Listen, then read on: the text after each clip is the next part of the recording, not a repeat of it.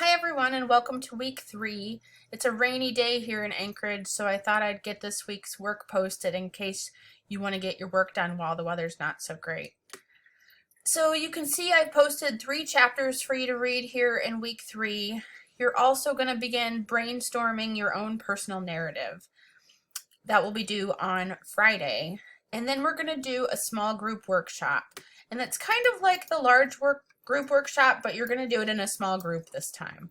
So you can see inside of this assignment, I've posted the assignment, but then I've also posted a document for you to work on with your group members. So first you're going to do the same thing you did in the large group workshop. You're going to open the sample paper, you're going to make comments, but this time it's not a whole group of people working together, there's just 4 of you. Then you're going to turn in a summary of how it went to me.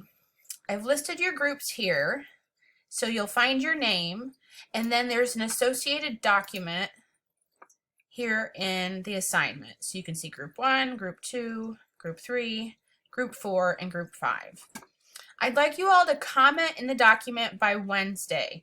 This assignment I can't take late because you're all working together. So I need you to comment in the documents by Wednesday.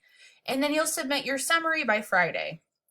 As you're reading the chapters this week and working on the assignment, you're also brainstorming your own personal narrative, which you'll turn in also on Friday.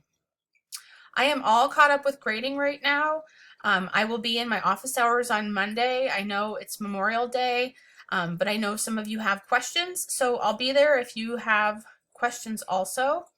But if you want to meet with me at a different time to talk about how things are going, just send me an email and I'm happy to talk. I hope you all are doing well and have a great week.